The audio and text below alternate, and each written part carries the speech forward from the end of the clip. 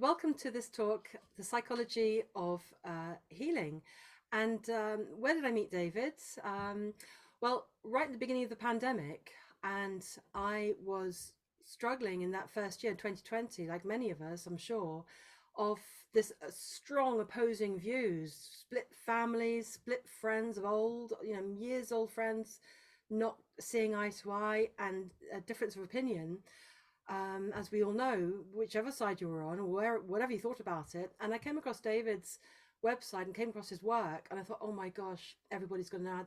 It was a light bulb of help and guidance of the psychology of the opposing views and how to bridge that. Never mind about COVID or whatever, but any views. And we've since been working together over this time, and I've got to know David more recently. And yeah, I've been telling everybody to go and look at his work. It's so important. I think it's invaluable. And now we're talking about the psychology of healing. And we are not just physical bodies. And I think this is a really important element of something really important to understand and know about. So, David, can you introduce yourself? And over to you. Yes.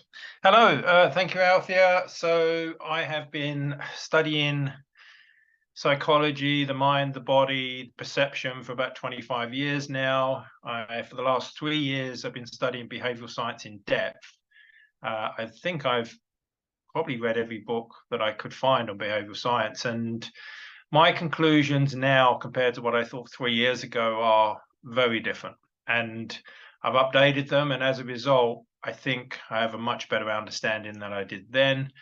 And I want to share some of that tonight. And what I'm going to do first is read a page from the book, The Elephant in the Brain, which is one of these books in behavioral science. And it's very, very, it's mind blowing, really. And it's the hidden motives in everyday life. So when we're looking tonight, what we're going to discuss is a lot of those things we can't see, but are very important. I'm just going to read what King Charles II had as his treatment. So King Charles II fell ill on February the 2nd, 1685. The records of the king's treatment were released by his physicians, who wanted to convince the public they had done everything in their power to save the king. So what did they do? His Royal Majesty was forced to swallow antimony, a toxic metal. He vomited and was given a series of enemas.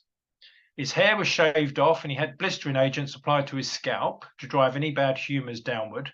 Plasters of chemical irritants, including pigeons' droppings, were applied to the soles of the royal feet to attract the falling humours.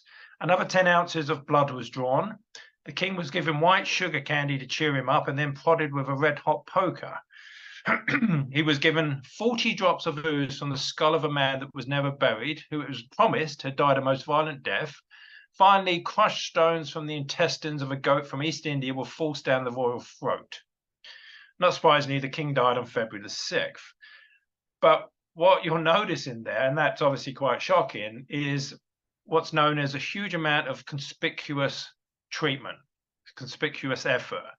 And that's where if one of your friends was not feeling well and you went round there and you took them, say, a chicken, you would get more brownie points if you cook that chicken at home than if you bought a store-cooked chicken.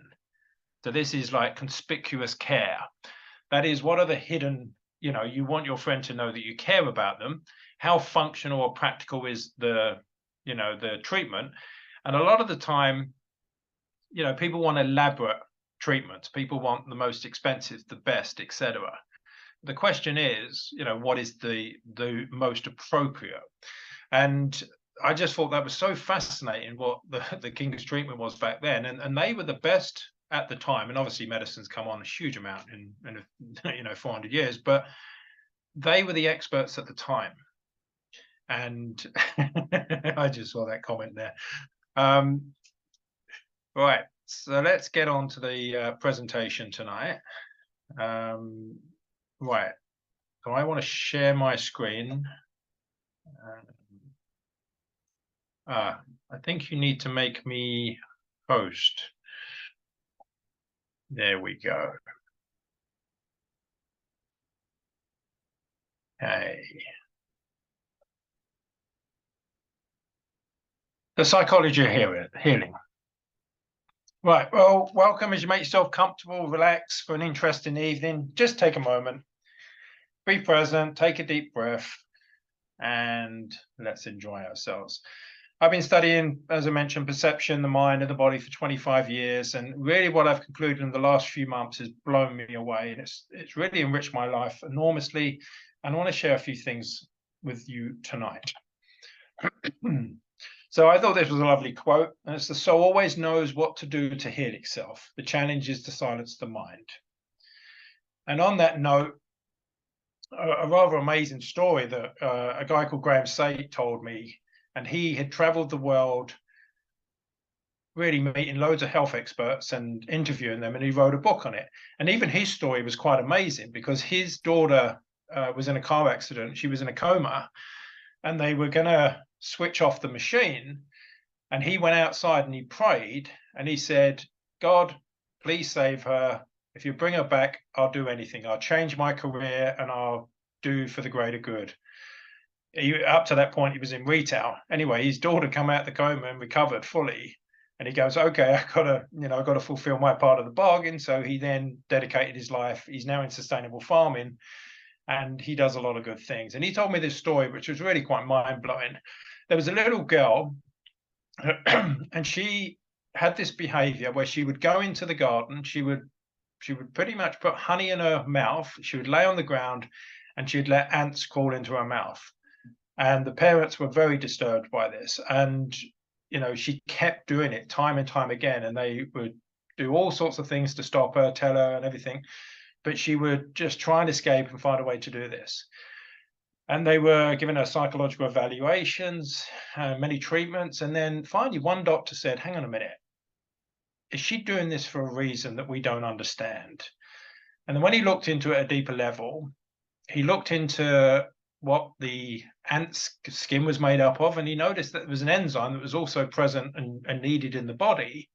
And they synthesized, gave it to her, and then she stopped doing it. It was literally just this innate wisdom that she knew that her body couldn't produce this enzyme and it was needed. And she just found a way to do it. And so often, really from that previous quote, and obviously we need to test, we don't take things just on intuition. We need to test and check. But I think we've really got to trust ourselves, and we've got to understand the hidden motives. And that's one of the main things that we're going to get across tonight. So really, first thing, relax, no need for notes. You can stay present. It's being recorded. It will be published. Althea will share it with you. You can also email me questions. But I want to make a point is that it's really, for me, it's substance over style. I try to put some graphics in to make it easier to understand, but really the focus on you guys getting the key info. So, introduction. Healing, where does that come from? Themes of wholeness, narrative and spirituality are congruent with the derivation of the term healing. Heal means to make sound or whole, and stems from the root halo, the condition or state of being whole. Now, if we had, we're driving along and suddenly a light comes on our dashboard, would we take that bulb out of the dashboard? Yeah, no, we would look, what's the problem with the car? But I think a lot of the time when we're looking to treat things, we look at the symptom and we want the symptom to go away. But the symptom is a message. And if we ignore the messages, then we're going to have problems. And that's what we're going to look at partly tonight is a lot of the time people ignore their emotions and they ignore their feelings. But they are messages. And for the most part, they're very important messages. And for centuries, healing was based on herbs and natural remedies and supporting the body. And it's really fascinating now that, a lot of drugs are based on herbs and natural elements, but we often dismiss natural elements and herbs, but we, for the most part, trust drugs. And we, dismiss herbs, but they're effectively, a lot of time from the same sources. And, Bruce Lipton talks about the petri dish, and he says, if you take a cell out of a diseased body, you put it in a healthy environment in a petri dish, it will heal very quickly. So a lot of the time, it's not the cell, that's causing the problem. It's the environment and the state of mind and the, our diets and our environment that cause the problem. And here's a question. Is healing an inside or an outside job? So how does a wound heal? And I think the answer to that question is that your body does the healing. We can, we can support it. We can obviously use plasters to make sure nothing gets into the wound, but it's an inside job. How does a broken bone heal? Again, it will do itself, and there are instances where you want, assistance, where you may, it may be a very bad break, it needs to be set, etc. But when that's done, then the body does its own healing. And when we get over an emotional situation, again, that's an inside job. You may want, someone to assist you in the process or guide you, but really it's taking responsibility back, because for the most part, the healing is done within, and it's really to understand that. And we really need to listen to our needs and, follow what the body needs to be healthy, and also what it needs emotionally. So there's some really good projects now. I think one of them is the Human Needs Project, where they show what a person needs to be healthy. And if someone's, going to work for 12 hours a day in a very stressful environment, that's not conducive to a very healthy home. And this is a thing where we've got to build the strong foundations. Here's a challenging question. Do we have complete conscious control over our behavior? A lot of people would say yes. A lot of people would want to say yes. But I would say that it's a difficult question. I know one of my mentors was talking about a story where someone had a tracheotomy, and then literally they would smoke through the hole in their neck. I mean, that's an addiction, where they've almost died and they've had an operation. A person wanting to lose weight that still has a poor diet, consciously they want to lose weight, but what's going on unconsciously beyond their awareness? A person knowing they need to relax, on holiday, worrying about work. Yes, if you could just consciously say, right, I'm going to decide to relax, and that's that. If only it was that easy. So what we need to do is we need to understand that there's much more to us than just the conscious mind. And how can we start to understand what are those other parts to us, and how can we start to get what we want to really look at is harmony, where all parts of us are congruent and will all go in the right way. Okay, so my intention really is to share some incredible conclusion from behavioral sciences and how it can affect all areas of our lives. How vital communication is, and really, big part of my projects have been communication external. And of course, that may be important to a person's healing if a lot of the stress and a lot of their problems is coming from relationships within their family and to work and whatever. So that's important. But I think predominantly tonight, the communication is within ourselves. And some of the conclusions is really going to start to challenge how well we communicate with ourselves. And this isn't going to be something personal to you. It's going to be something personal to the human race, in that there's a lot of research now that's really calling into question how well we interpret what's going on in our own minds. And a couple of conclusions that can really change the way we think about ourselves and our health. And a lot of this really was spawned from initial research on split brain patients. So in this particular example, and there was many of them, the particular subject had a lobotomy, and I think it was to do with an illness. And then what happens is with a lobotomy, the left and the right parts of the brain do not talk to each other.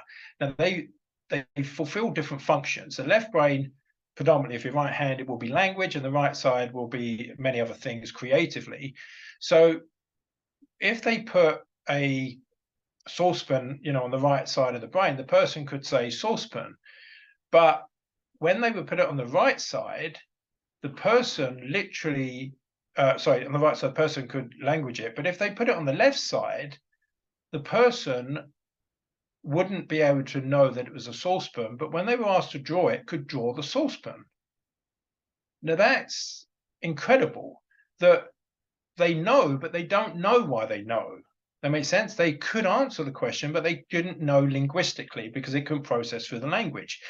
And what happened was they did many, many studies where they was able to know why the person did something, or why they knew something, or why they drew something. But here's where it gets really interesting. When they asked the person to explain, they couldn't. And what would happen is that when they asked them to explain their behavior, they gave a completely random answer, which was really just an answer that made sense. So for one of these, they typed on the left side, stand up and walk away. And the person stood up and walked away because that was what was written on the thing. And when they said to the person, "What are you doing?" They said, "Oh, I'm thirsty. I'm going to get a Coke." And that's incredible. The person actually should have answered, "I don't know why I stood up." But of course, that's not what the brain does. It doesn't. It literally looks for any reason that makes sense. And then a lot of the time it would employ that as a reason. So already we should start thinking, and I think it was in Byron Katie's work when I was talking to David Wedden last week, that I think it's the work where they say, you come up with an answer and then you question, is that true? Yeah, so it's almost starting to question that function of what's going on in the mind. So the split brain research was really, it prompted them to start to ask the questions. Are the reasons that people give actually solid reasons? And then this is when behavioral science made a startling leap. They stopped listening to what people said and they started watching what they did. And really hold that as a thought, because if we start doing that in ourselves and we start doing that with others, sort of turn down the volume, turn down the story and watch a person's actions, you'll get a lot more information, particularly with institutions and governments, because the press secretaries and the press offices and the marketing departments, they're going to tell you what you want to hear. They're going to tell you what they want you to hear. They're going to tell you what is really in their interest as to be the narrative. But if the actions and the words do not match, then you have a contradiction. And it's in the contradictions is where you're going to find so much quality information, particularly in ourselves. And I'm going to touch on one of the stories in myself, is that I was having a problem with my weight the last 3 years, so busy, not able to go to the gym and, lots of stress. So I was lots of comfort eating. And, I ballooned in weight, and, I would try and rationalize this, but it's only when I start to realize I don't know why I'm overeating. Okay. If I take that as a point, and then I worked with Alf and a few others, and now my diet's completely changed. The weight's fallen off me and I feel so much better for it. But it was almost embarrassing to say, I know so much about health. How is it I can't get myself to eat healthy? And when I say, well, actually, I'm not consciously deciding to eat badly, if I say, hang on a minute, is something else going on? Is there a hidden drive? And when I got to the root of that hidden drive, and generally with food, it tends to be we eat for survival, we eat for love, and we eat for protection. If my unconscious mind has those three things, it's not going to let me override that. Just as if you had a phobia of something, you will almost never be able to override your fear of the phobia, because your body thinks it's protecting you from that thing. Okay, your conscious mind has not been given the power to override something a lot of the time when it almost threatens your safety. Here is one of Freud's metaphors, and a lot of the research now shows that Freud was along the right track on this. He had some kind of crazy ideas explaining it, but and some of it, and of course we project our own things onto a lot of the world, but he was right in understanding that and with a model, you're effectively slicing up a pie into parts to better understand it, but you can slice a pie up to many different parts. And a lot of the time when we talk about the conscious and the unconscious, sometimes it's split up into 2, sometimes 3, sometimes 4. There could be 70 or 80 ways to split it up. But if we just split it up into 3 for a very, very useful metaphor, is that the iceberg is what is above the water is what we're aware of. There's then a bit under the water, which is known as the preconscious, which you can access. So at the moment, you're not thinking about your car. But if I mention your car, you're now thinking about your car. So you could access that. Yeah, you wasn't conscious of it. You are now. If I ask you what the color of it is, you now know. Then there's this part of the mind that you do not have access to. A lot of the time, we don't have access for the first few years of our life, and yet they are the most important years for setting our personality. Yeah, you can infer what's in there, and this is where it gets really interesting and very powerful, but you don't have direct access to them. Yeah, so if somebody was, acting in a certain way, we could infer a belief about them, but they wouldn't be able to access that belief directly. That makes sense. They wouldn't be able to, access a lot of the time the memories that cause that belief.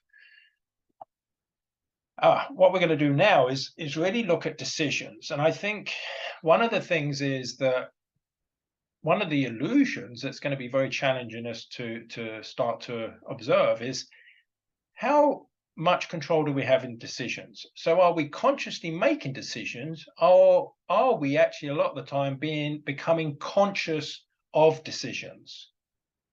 So if I sit there and suddenly I fancy to go and eat a certain food, did I consciously decide that, or did a thought arise from my subconscious and then I suddenly become aware of it and become conscious of it? It's an interesting question, isn't it? I think you'll realize that a lot of the time these thoughts bubble up, and they bubble up to a conscious awareness. And if you watch people like Derren Brown, you'll see that he's able to implant ideas into people's subconscious, and then the person becomes aware, and he can affect their behavior. Now, here's a couple of studies that really were mind-blowing. And actually, Alf, there's a couple of people in the waiting room. I just let you know.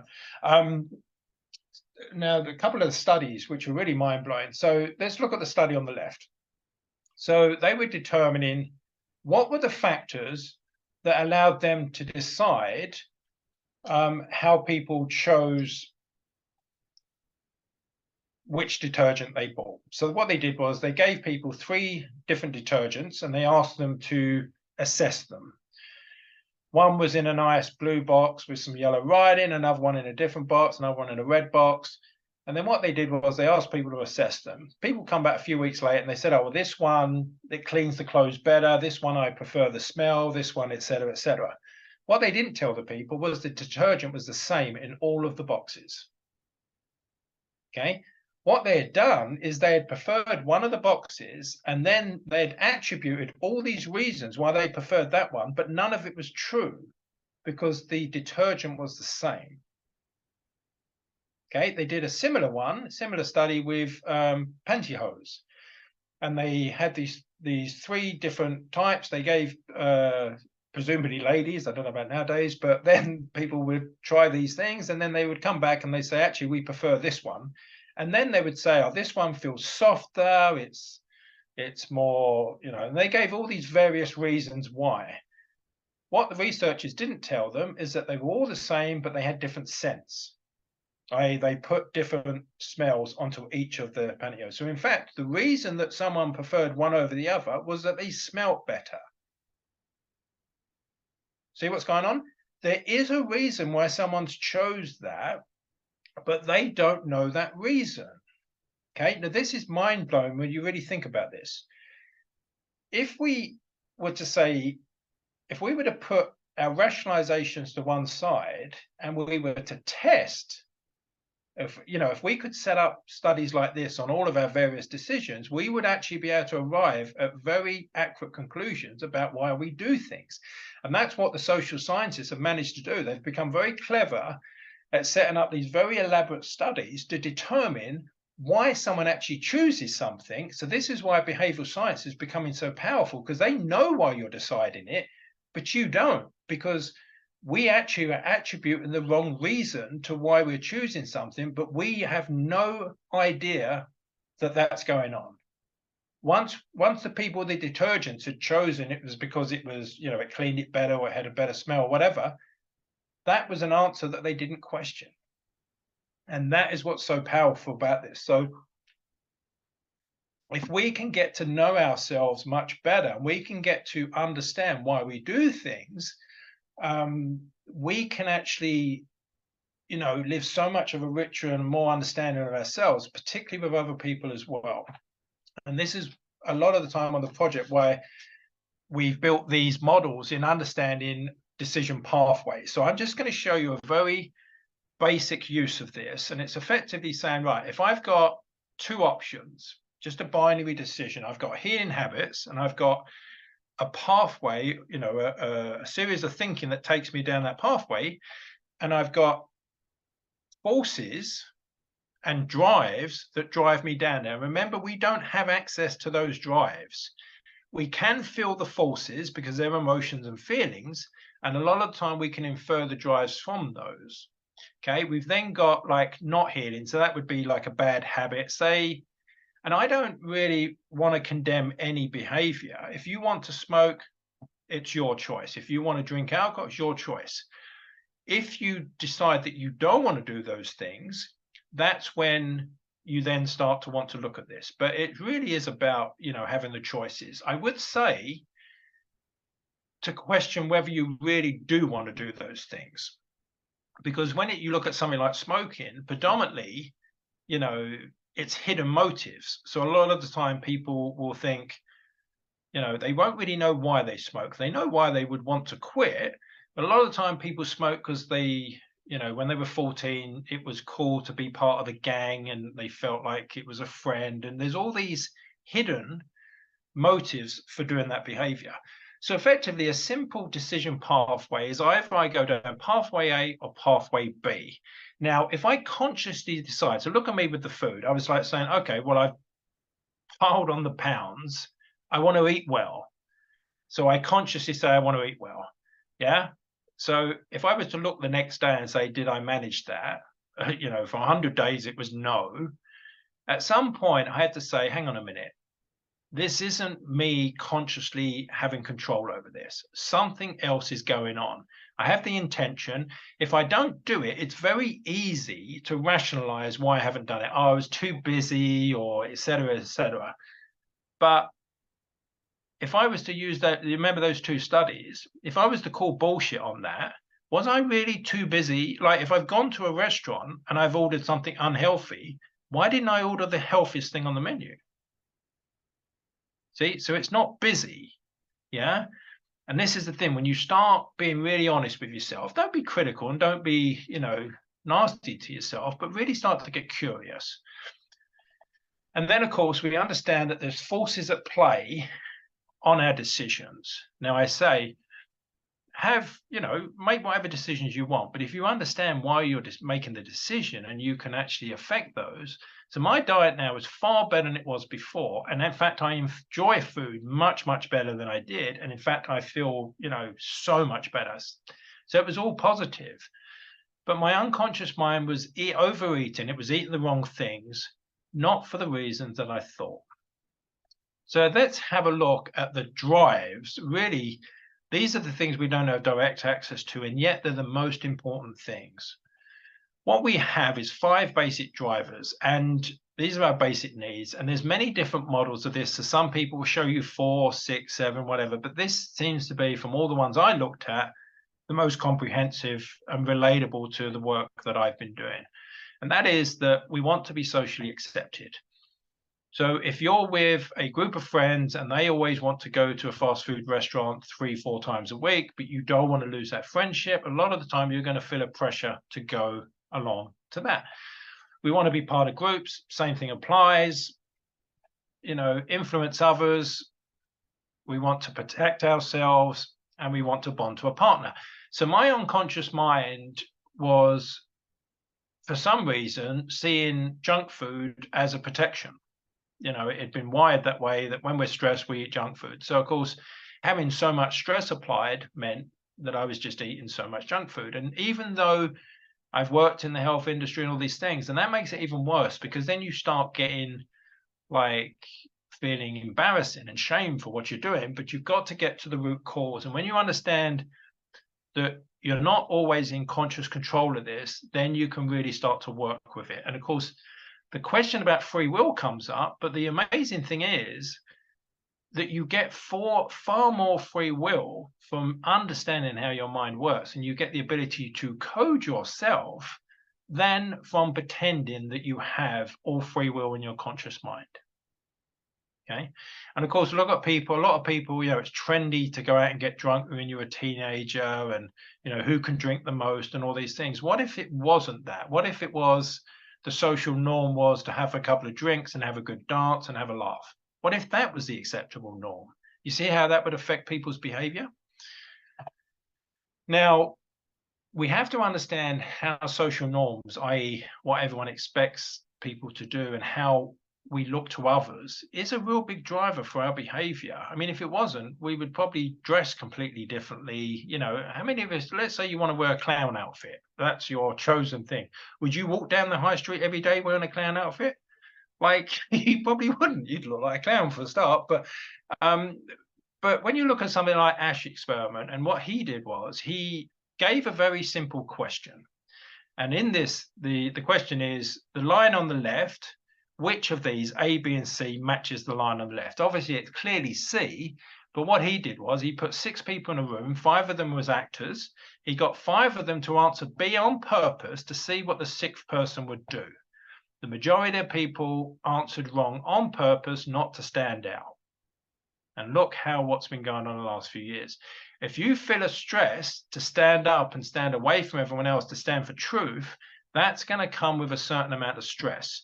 If you can release the stress from that and just knowing that you're sitting in your truth, then that's going to be much better for your health than if you were to just live a lie. Let's look at the second part of this, which is the forces. So we looked at the drivers, which is the basic drives, and they already come back to, you know, surviving and having a family and reproducing. And of course, let's understand they are the basic drives that are hardwired into our body. But that doesn't mean that we don't have more spiritual aspects that we are to transcend and live. And I'm not going to go into those today, but I think they are really important. And when you look at Maslow's hierarchy of needs and whatever, finding your purpose in life is really important to your health. It is a very difficult subject to discuss, and of course, just know that that's there, and know that I know it's there. But what I'm going to talk today is really the practical and the decisions. So on the second bit, we've got the forces, really, and this is the emotions and the feelings that drive us to choose one thing over another. So if someone's feeling down, and every time they feel down, they go out and buy a pair of shoes, and they're in a very stressful job, they're going to have a lot of pair of shoes. Yeah. If someone chooses, you know, a takeaway every time they're feeling stressed, and you know, they're take my example, they've given a lot of stress, they're going to end up eating a lot of food. So why do you eat? We eat to enjoy it and function, but it's these hidden drives that are really key. These hidden forces are one you can't see. And if you look at education, for instance, there is many hidden drivers in education. If you were to, students were surveyed and they were asked, if you had the choice of getting the education without the piece of paper or the piece of paper without the education, what would you choose? And quite surprisingly, but not surprisingly, really, if you think about it, 80% of them chose the piece of paper without the education. Okay. But if you ask them why you're going to university or college, the socially acceptable answer was to get an education. A few more people might go because it's fun or whatever. But if we start to understand in life that a lot of, for instance, a lot of these big corporations, they will give you all this bullshit about why they're doing what they're doing, but a lot of them predominantly are doing what they're doing to make money. Okay. But if we as a people start to align our spiritual drives and our purpose with what we do, then I think we're going to see a very different world. And obviously, we are in a bit of a game where money is so important now, but we could design systems that are different from this. Yeah, and if we did, I think we would see a very different. So when we look at healthcare, a lot of the time the healthcare models are driven by profit. But what if then a profit conflicts with the interest of the patient? Yeah, and we've seen time and time again, and study after study after study show that a lot of the time it's the actual model and the profit that overrides the patient's interest. And also we have to understand our own decisions that a lot of time don't make sense. So there was one study where they said there was a group of patients and they needed a specific operation, and that operation had a certain element of risk. And they said to the people, the hospitals in the area, let's say the state, can differ from up to 300% effectiveness or mortality rates with this operation. Would you like to pay $50 to have access to those numbers? Now, how many people paid the $50 to access those numbers? It should be 100%. It was 8%. That started. So when you look at a lot of the evidence versus what we expect, you're going to see some gaps. And this is the whole point of looking into these decision pathways. You'll start to understand, and when you start to look at the behavior and question it, you'll start to get a lot of information. The elephant in the room for me is emotions. They're not considered too much in healing for a lot of areas. I had obviously Althea does a lot with emotions and healing. I had a lady on my podcast, on my show, who that's what she did as well. And she used to be, I think, used to be a scientist and a doctor. And she said, for me, it was emotions. She started working with emotions, getting a lot more success. Now, here's an example. And when we take an extreme example, a lot of the time we can see clearly, a concept. And this is a story of Mary. And Mary is very famous in the EFT world, is the TFT, which preceded EFT, was created effectively from this one instance. So Roger Callahan, the gentleman on the right, he had been a psychologist for, I think, 30, 40 years, his whole life. He was coming up to retirement. He was quite frustrated because he didn't feel that he had much success. So he was really, challenging himself, and he had started to study acupuncture and many other therapies to try and get success. Mary had a water phobia for close to 20 years, I think, and the most success that Roger had was getting her 18 foot from the swimming pool. One day, he has just some random insight, follower reading the acupuncture book, and he says to her, can you tap under your eye? She goes, oh my God. She gets up, she runs to the swimming pool. And Roger's like confused, and he's going, what the hell? And she's literally running towards the swimming pool. And Roger's going, stop. And she turns around, she goes, it's okay. I know I can't swim. And she puts her foot in the water. And something magical had happened there, and we can explain why. But effectively, the fear and all the other emotions had suddenly dissipated to the point where her brain could clearly see that water wasn't dangerous. And of course, what we see a lot of the time is that people don't solve their problems because what we know is the change paradox. So if you had a spider phobia and you were scared of spiders, in your mind, the fear would be the thing that you think is protecting you from the spider. If I said I can take that fear away from you, what am I doing? I'm taking away the thing that's protecting you from the thing that your brain thinks is dangerous. This is the paradox we get ourselves in. A lot of the time we don't solve our problems because we think the emotion that we're feeling is protecting us from the problem, but in fact, it's the very thing that's coding the problem to be the way it is. And when you work with emotions and feelings, what happens is you tend to change your perception of a thing. And I've seen in minutes where I've had people where I've asked them to describe a friend they're having problems with, and they'll be effing and blinding. We do some exercise, and a few minutes later, they have empathy for that person.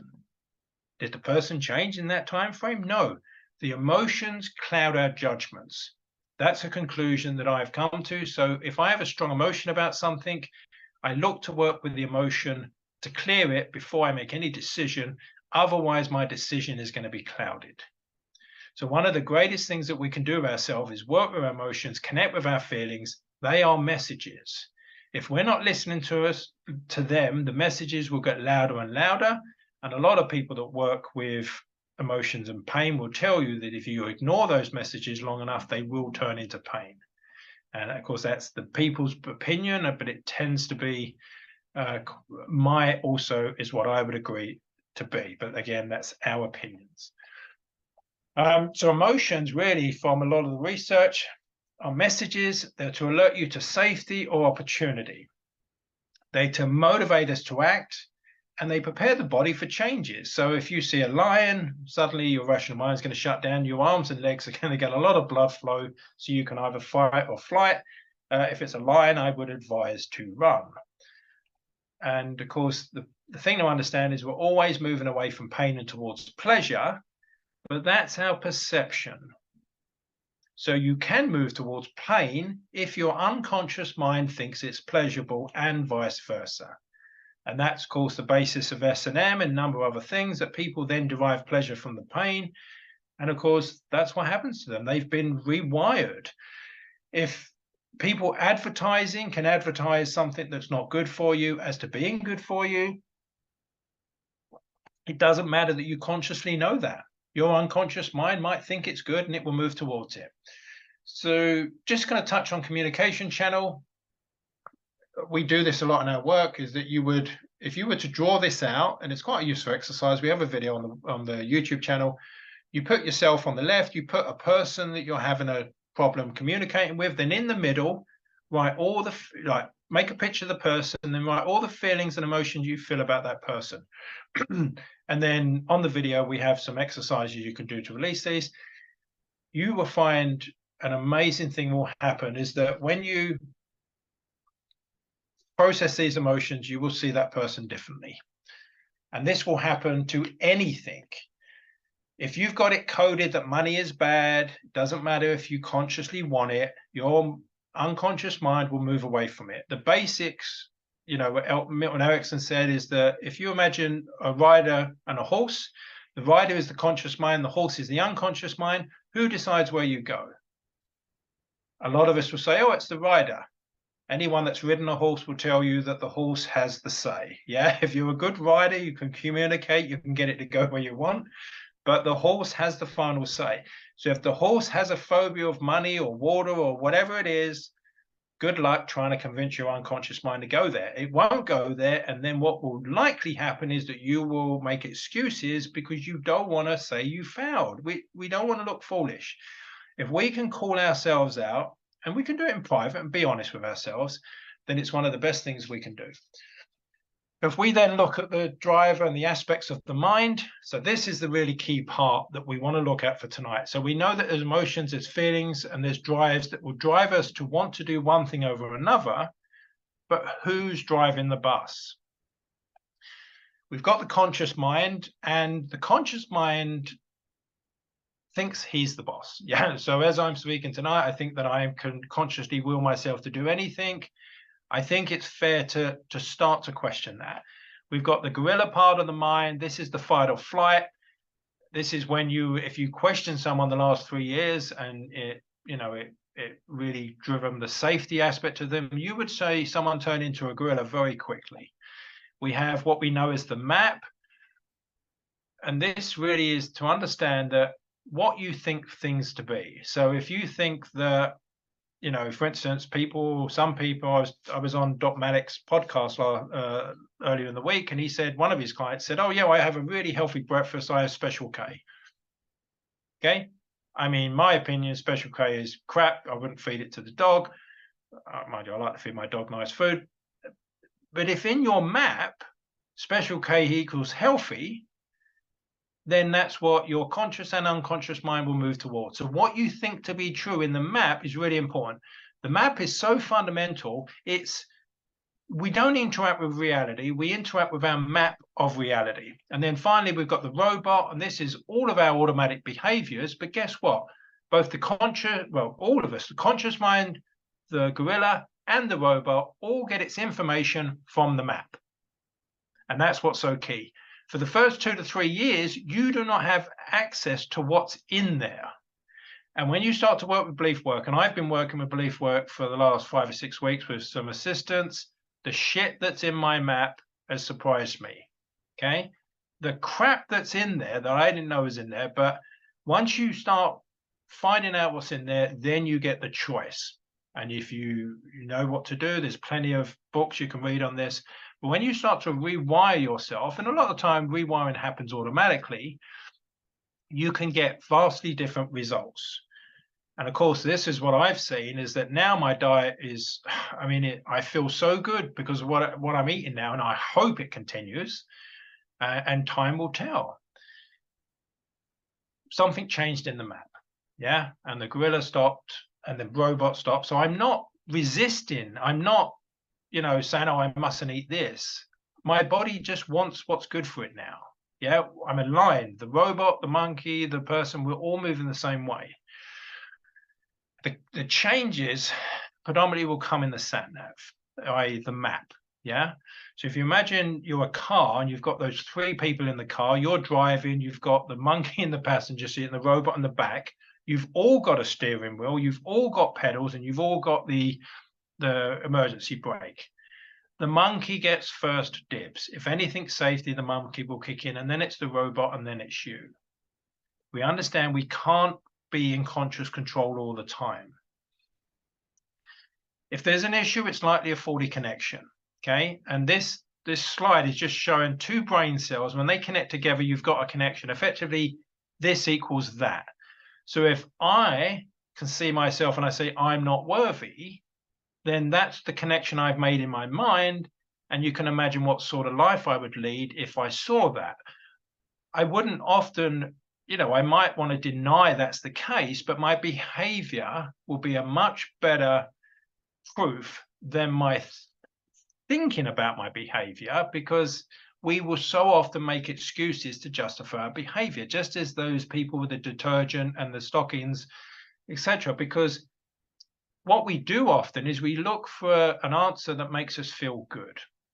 And one of the behavioral scientists quoted, he said, generally, we make decisions to feel good rather than good decisions.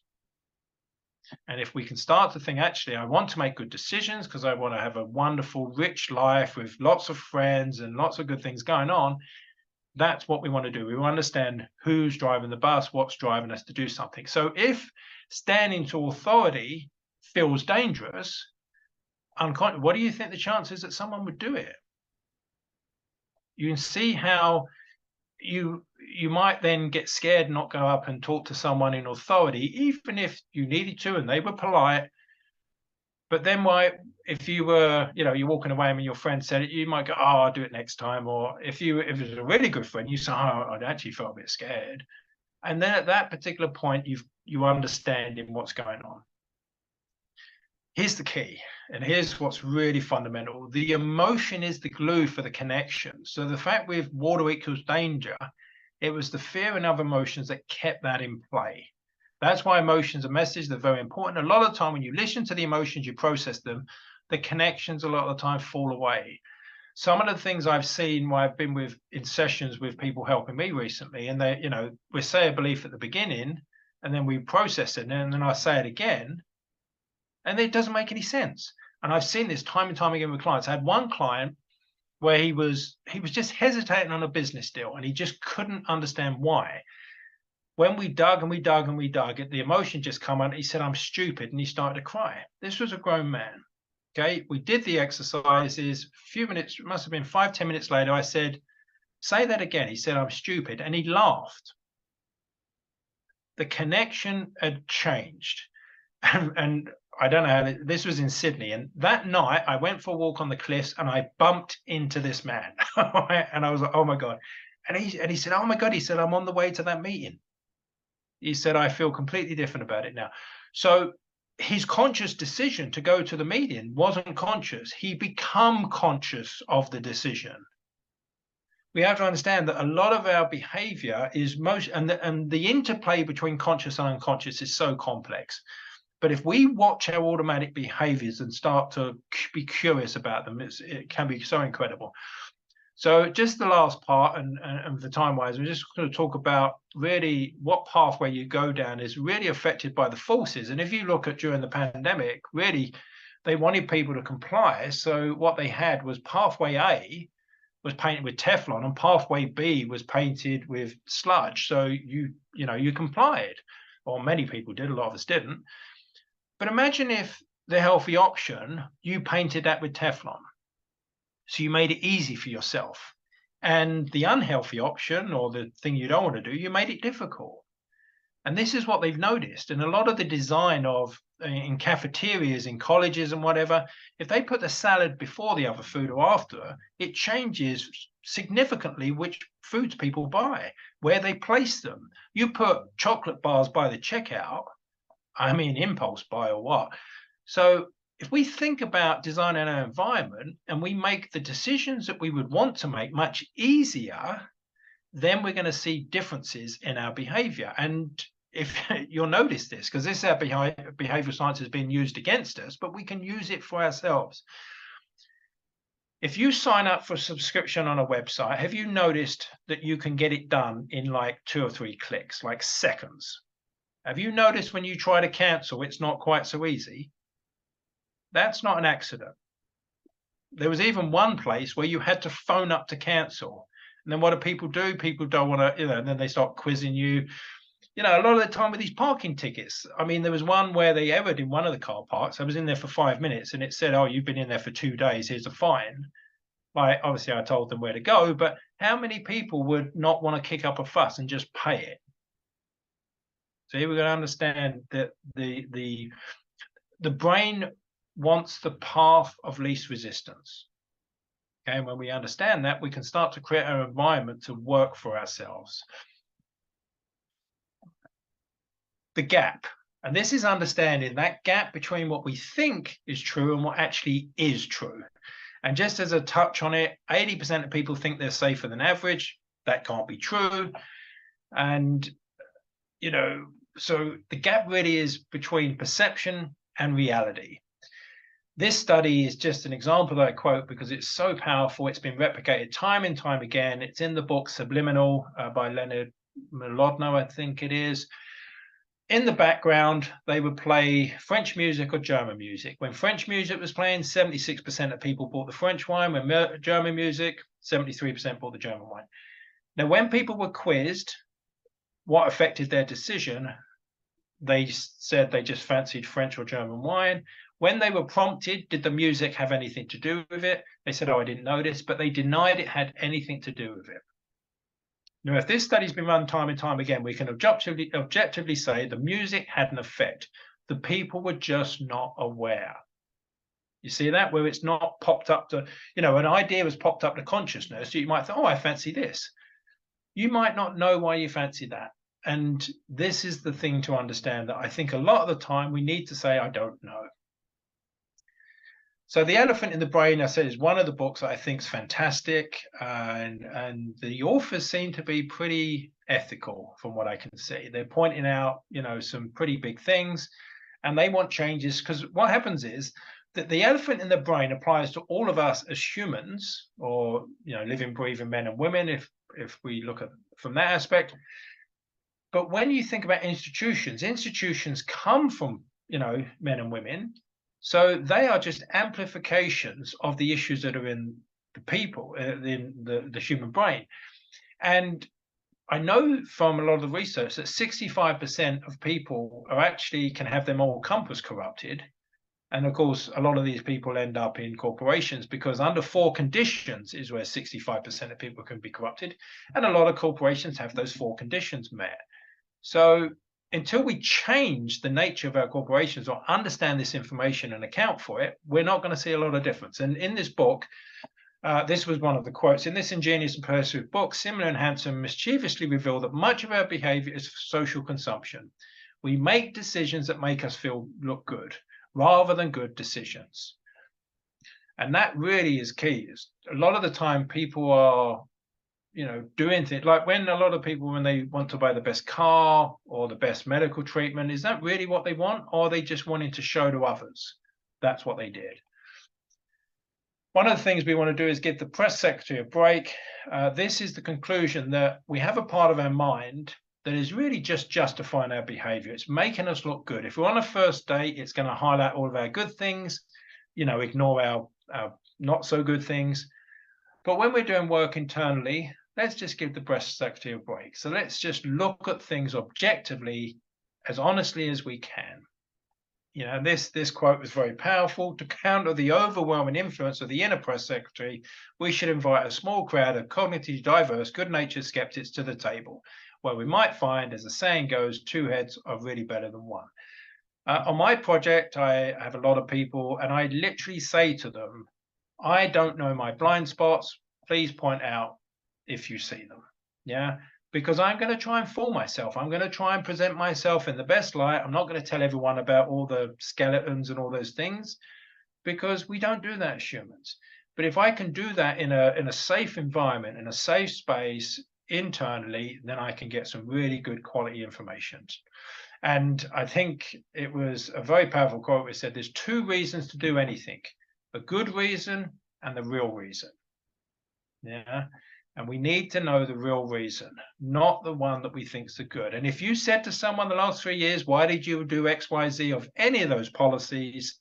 A lot of the time you might have to question whether they really did do it for that reason, or whether they're just not aware of why they did it. We're just, everyone else is doing it, so I thought it was the right thing, or I did it to do this or that.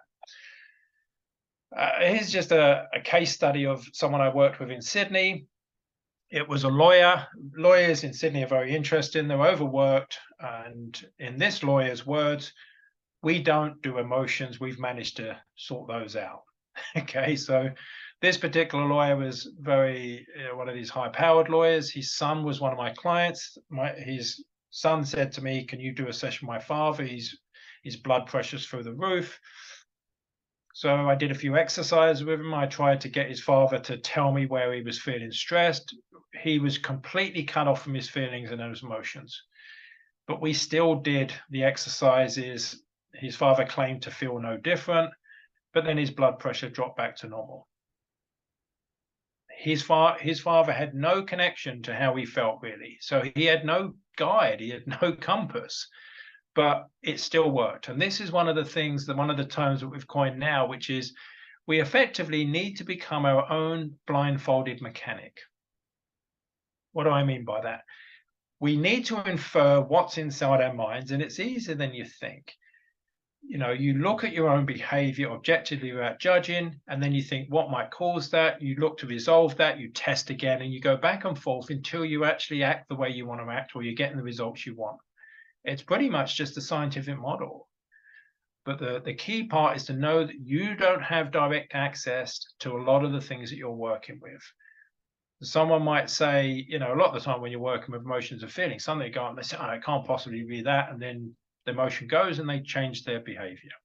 It can be very, very powerful. And if you look at the EFT case studies, I mean, there's so many studies on them now, or any of the other modalities, hypnosis, everything else, they tend to be very effective. A lot of time they get dismissed because they can't work out how they're doing what they're doing, or they can't see how just doing that would have had a powerful effect. I mean, how can literally tapping parts of your body can fix a phobia? But I've done it many times, and the Mary study. So the fact that people say it can't be done is they should really look at that it has been done, and that's the key.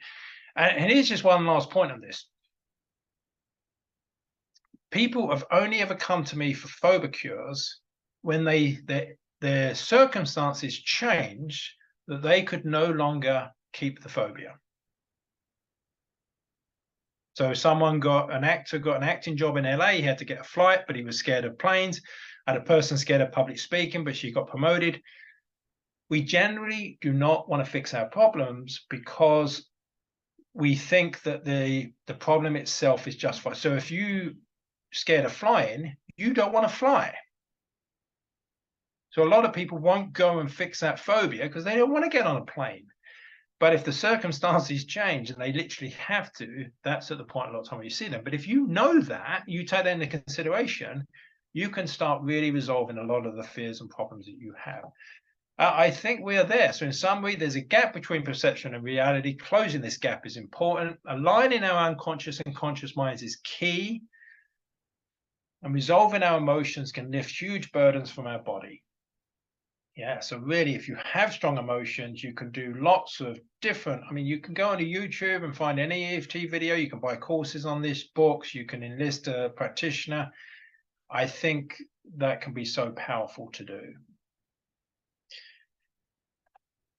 Okay, and with a lovely quote, flow with whatever may happen and let your mind be free. Stay centered by accepting whatever you are doing. This is the ultimate.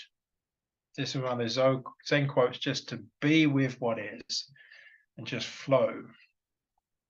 Okay, you can reach me at info@reachingpeople.net, and at reachingpeople.net and Alfie will send those out. Let's open it up for Q&A. And I think I went quite long there, didn't I? David, that was absolutely wonderful. So eloquent, and it took us through all the details. Well, not all the details, but great detail and great depth. And that was amazing. I hope other people got something good out of that. I'm sure.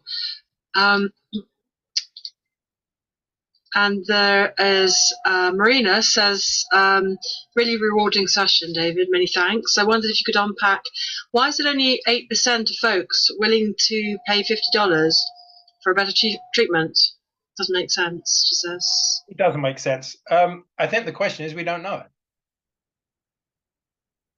I think a lot of these, until you do a number of studies changing the circumstances, my guess would be that people just don't want to know. They don't want, people don't want bad news a lot of the time.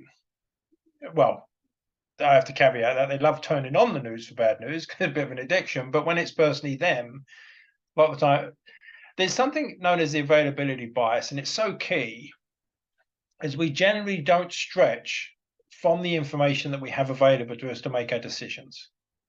It's a general rule. And of course, if you can hide bits of information from the media, most people will never find out about it.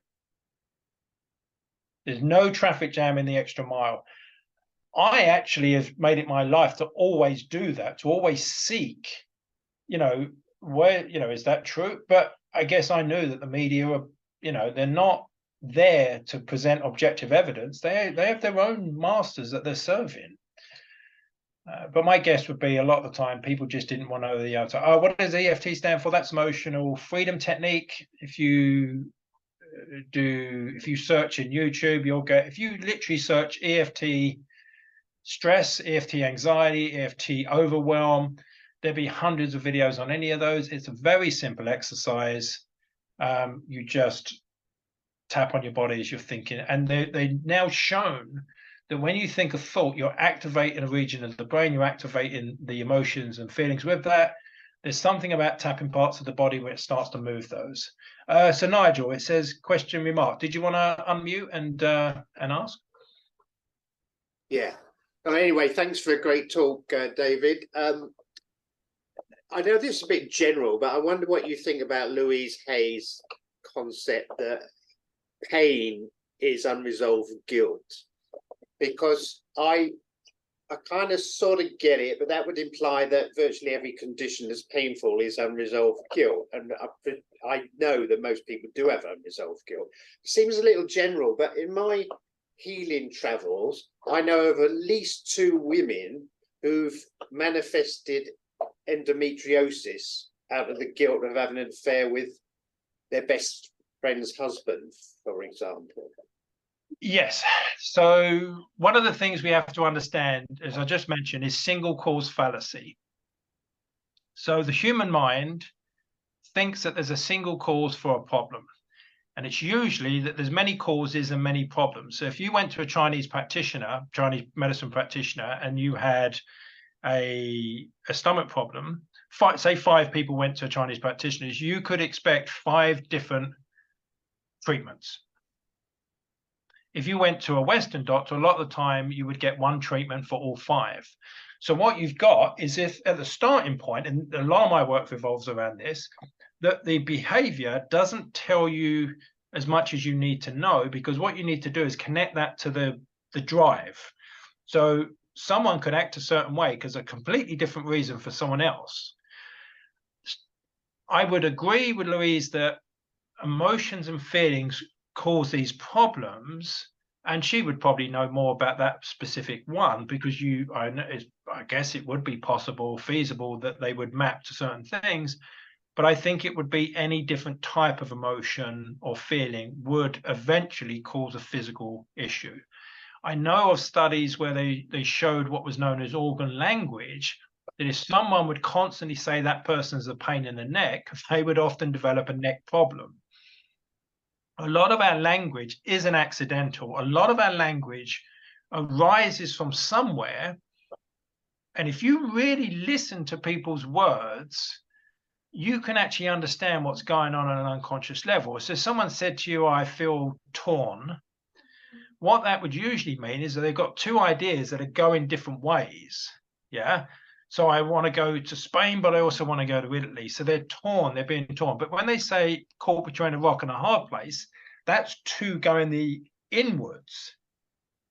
You see what's going on? So if you really listen to learn other people's language, but if you really listen to learn to your own, you really understand. So if someone said to you, I can't go there, and you're talking about a thought, so they effectively say, I can't go to that conclusion. And a lot of times because obstacles are in the way. So if someone says, oh, I can't think that the government doesn't care about us, because it's too challenging for them to get to that point. They might realize that, but you see what's going on. If their language will really tell you a lot.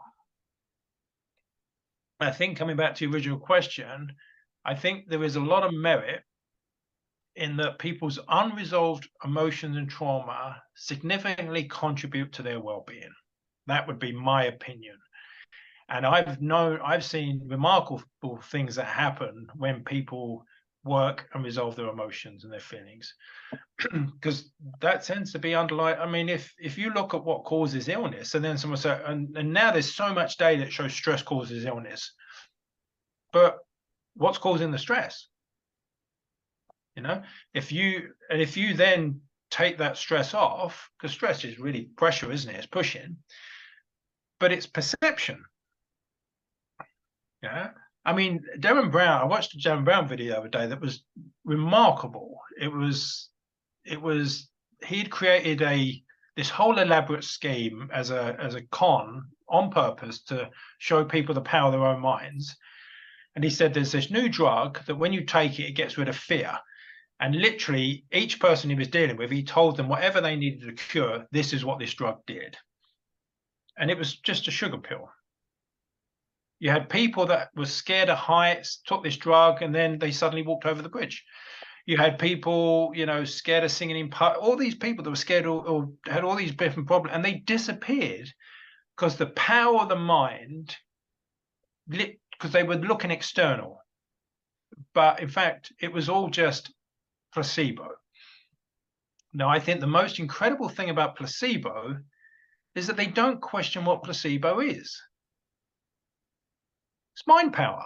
It's literally mind power. And if you could know that you could harness that and you could do incredible things, think about this. The person truly believed that that pill was going to do that thing. So both consciously and unconsciously was moving and thinking, okay, I can do this now. There was one guy, he was scared of confronting people. He took this pill and suddenly he's stopping a fight in a pub, where before he would have run out. What changed? His perception. And that's the thing, you see, and look at what TV does. Right, if you watched, think of one of your favorite movies where there's a hero and there's a villain. Can you feel the emotions coming up towards the villain? Yes. Can you feel the emotions to the hero? Yes. What's the difference between that movie and the news? A lot of the time, there's no difference. The TV can be so influential. It can, and this is what I think it was Malcolm X that said, that media has the most responsible job in the world because they can get you to hate the hero and to love the villain. I think we've seen that in the last 3 years. Exactly. This is the thing. This is where I think there was a lovely quote by Terence McKenna. I got it in one of my things, but it's literally, we've got to pull our minds out of the gutter of these people that are socially conditioning everyone. But it starts at home. We first have to, I mean, it wouldn't literally, the 4 or 5 books that I said I can tell them out and you can send out on the email. There's a few books you could read and probably know more than, I mean, I'm not actually a psychologist. I've studied the field for like 25 years, but the amount of psychologists I've had come up to me and go, they never taught us any of that. I thought I knew a lot. No, I had behavioral science with PhD guys saying, can I have a session with you? I want to pick your brains, all these things. So much of the world is about these pieces of paper. But who gives them the power? Who makes a king? Imagine everyone in the country today said, I don't believe in kings anymore. Yeah, literally everyone, all these people around him, all that. Is he a king anymore? He who pays the piper. Exactly. Well, thank you for the question. Did I know I tend to answer a lot more than, but did that answer the question? Yes, thanks. That was great. You're welcome. Any other questions?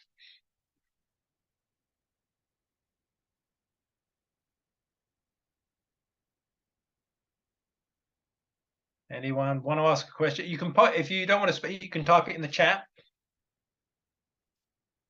And I noticed, Althea, you probably didn't have the thing to admit those people, did you? we learned from that. But I clicked. So those of you that were in the waiting room, apologies.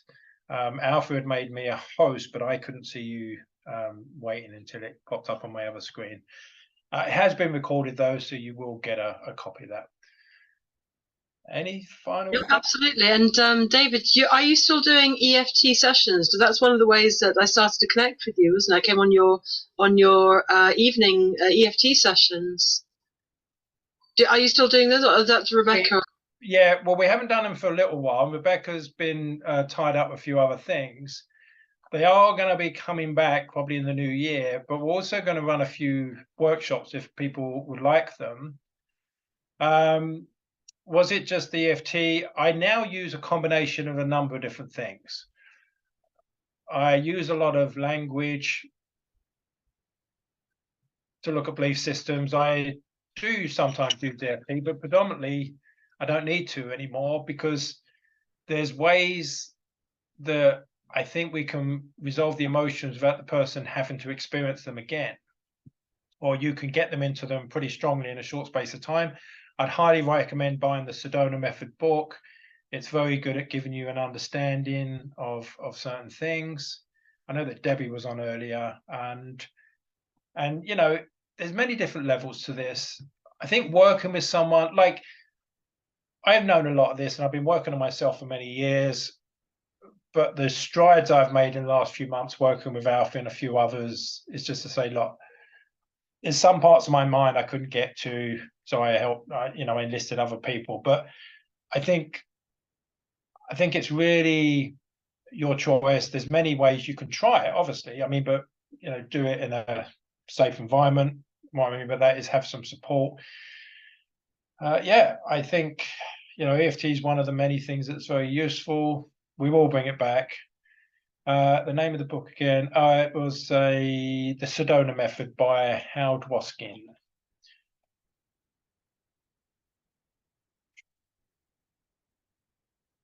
Then we're going to see a lot of shifts going on.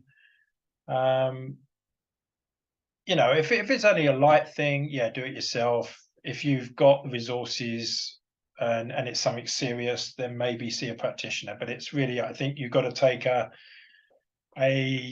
judgment call yourself and really tune in to what you think's best. Did I answer? I think I answered all the questions, but if I haven't, please pop it in the chat again.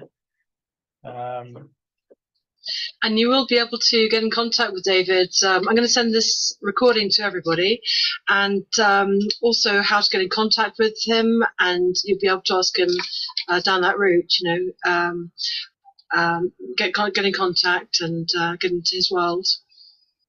Yeah, the project's kind of blown up a bit recently in that I've been on a few podcasts and my inbox has got a bit crazy, but I will get on top of that soon. Yeah, so I did an interview with Richard Vobes the other evening. So those of you, I could probably post the link in the chat. I also did one for. I can put that in. I can put that in, David. For yeah. I also did one with Ahmed Malik, who's a surgeon who's been speaking out a lot. I went over there. We had intended to do an hour or two, and we did 4 hours. So there's a lot in there, and they're probably going to split it up into 2 podcasts. And we actually went into a lot really deeply there. I hope this was useful for you. I think here's the message: the power is there if you want to take it back. Absolutely. And David, thank you so much. And if there aren't any more questions, if you have a last question, to pop it in right now. And otherwise, thank you so much, David. That's been phenomenal. And please do get in contact with David. He mentioned he's been on some podcasts lately, and his email's inundated, and I know what that's like. So do have a look at this. I'm going to be putting the link for the Ahmed Malik and the Vogue show, or you can go straight there and have a look. And of course, go to David's website, which is reachingpeople.net. Is that right? And you can sign up, and I'm just about to connect the mailing list. I mean, we only send out mails when we're doing a call or anything. You won't get any. I do them as minimal as we can. I'm just about to link up the mailbox with the automatic on the website, and what it will do, it will add you to the subscription list, so you'll get notified of new videos or when we're going to do a call. Yeah, so if you sign up on the website there. The YouTube channel, I'm actually currently locked out of. I've created a Rumble channel and put them up there, but I'm hoping to get back into the YouTube channel soon. Fantastic, David. Thank you so much. And David's going to let me know the links and things. So you have the things that he's mentioned, and do listen back to this recording, because there are many things that he's mentioned, and do pick David's brains and listen to what he has to say, because he comes. I know you've been amongst great minds as well as yourself, obviously, and working with Bruce Lipton, some of you may know, and also he was a coalition founding member of the World Council for Health. And I wasn't a founding member. I was chair of. I wasn't at the beginning. I spoke on the conferences, and then I was the chair of the Mind Health Committee for a while, but it was just too much work. I still assist the World Council for Health at times and do some of their training. And I've just been received a lot of emails from a lot of different groups as well that want assistance. So I need to prioritize my time, but it's really ramping up again. I think people are saying that we've got to shift the, whether it's COVID or whatever narratives coming along, they tend to all have the same structure, which is give us your power and your consent, and we'll control you. And we've got to say no, thank you.